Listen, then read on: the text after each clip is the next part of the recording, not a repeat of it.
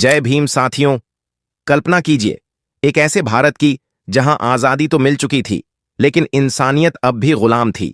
जहां सूरज तो रोज उगता था, पर उसके उजाले में भी अंधेरे छिपे थे, और उसी अंधेरे में एक आदमी बैठा था, अपनी मेज पर झुका हुआ, सामने फैले कागज, चारों तरफ किताबें और एक गहरी सोच।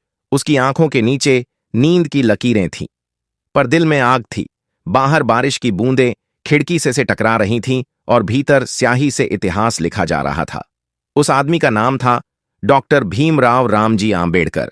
लोग कहते हैं उसने भारत का संविधान लिखा, लेकिन क्या वाकई लिखा था, या फिर उसने कुछ ऐसा किया जो शब्दों से भी बड़ा था? कहानी शुरू होती है 1946 से, जब भारत आजादी की दहलीज पर खड़ा था। अंग्रेजों का शासन खत्म हो रहा था और देश के सामने सबसे बड़ा सवाल था, अब यह देश चलेगा कैसे? कौन तय करेगा कि इस मिट्टी में कौन बराबर है और कौन नहीं? उस वक्त देश के पास एक संविधान नहीं था, कोई ऐसा दस्तावेज नहीं था जो कह सके कि हर इंसान समान है, हर धर्म, हर जाति, हर विचार को बराबरी मिलेगी। तब संविधान सभा बनी, जिसमें कुल 379 सदस्य चुने गए। इस सभा का काम था भारत का संविधान बनाना।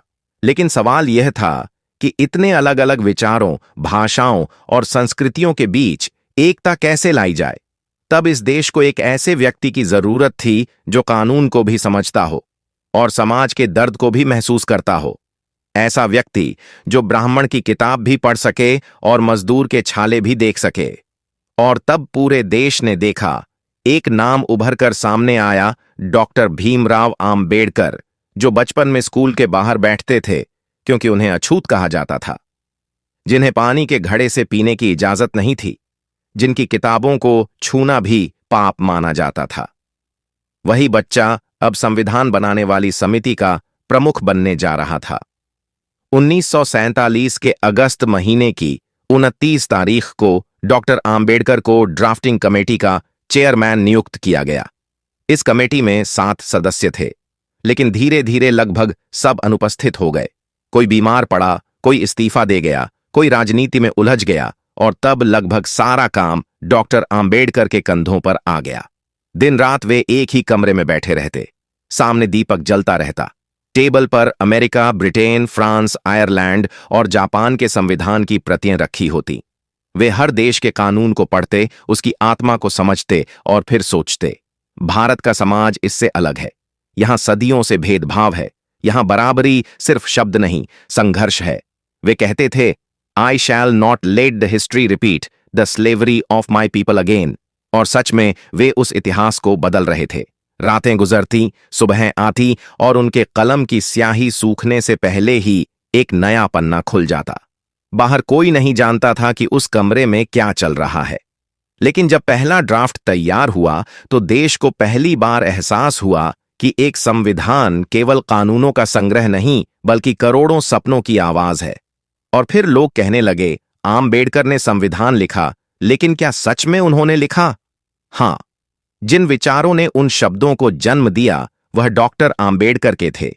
उन्होंने कहा था, constitution is not a mere lawyers document, it is a vehicle of life and its spirit is always the spirit of age. यानी संविधान सिर्फ कानून की किताब नहीं, बल्कि जीवन का दर्पण है।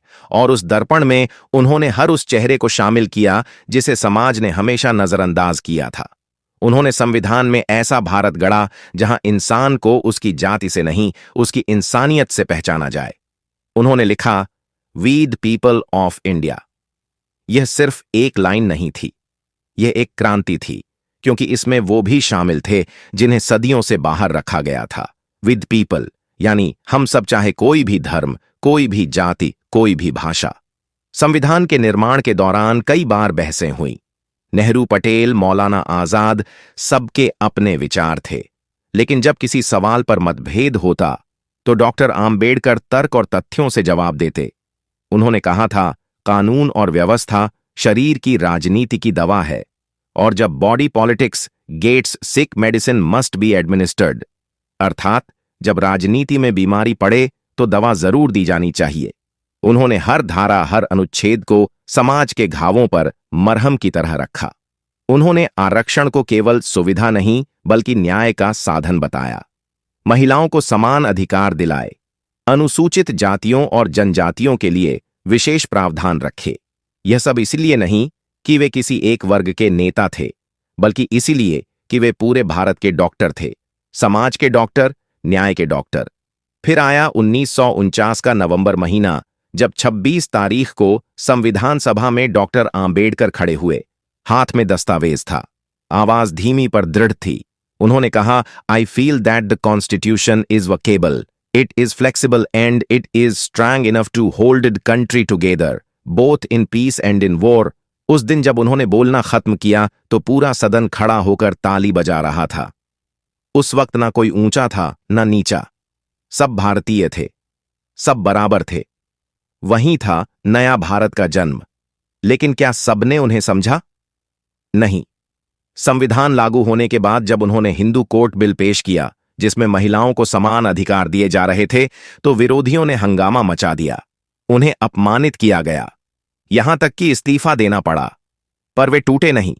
उन्होंने कहा, अगर मैं संविधान का दुरुपयोग देखता हूं तो मैं पहला हूं जो इसे जला देगा।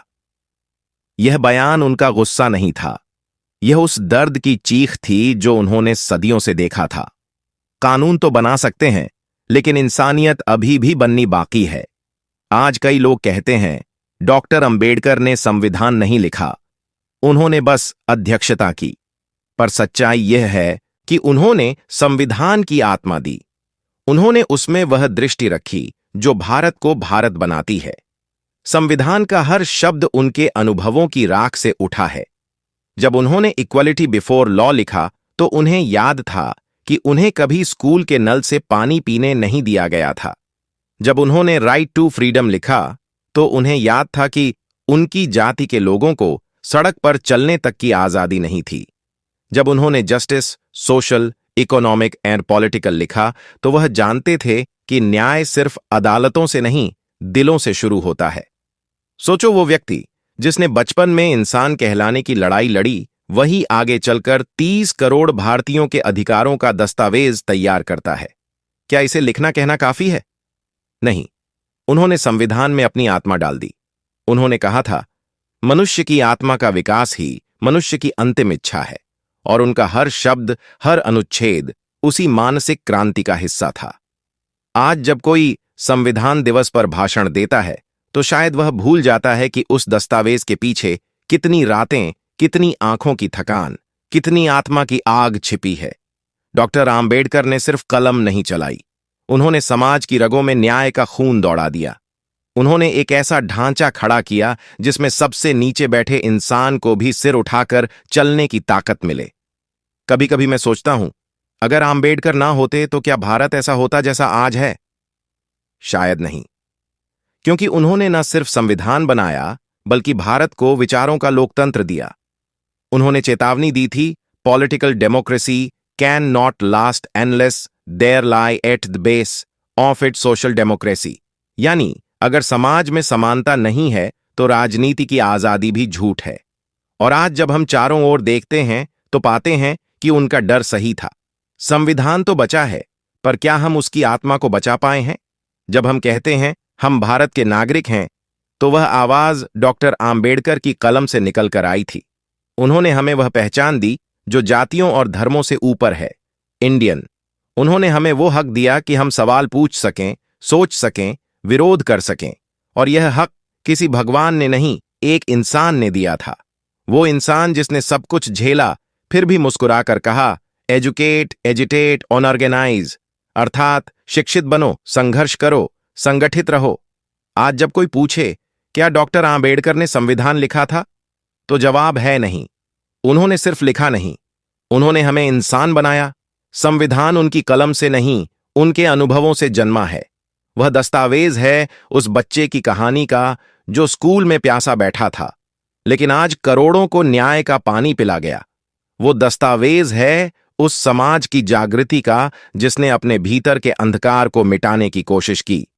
अब जरा सोचिए, क्या हम उस संविधान के लायक बन पाए हैं? क्या हमने उस वादे को निभाया है जो आंबेडकर ने वी पीपल ऑफ इंडिया लिखते समय किया था? अगर नहीं तो यह सवाल सिर्फ इतिहास का नहीं आज का है।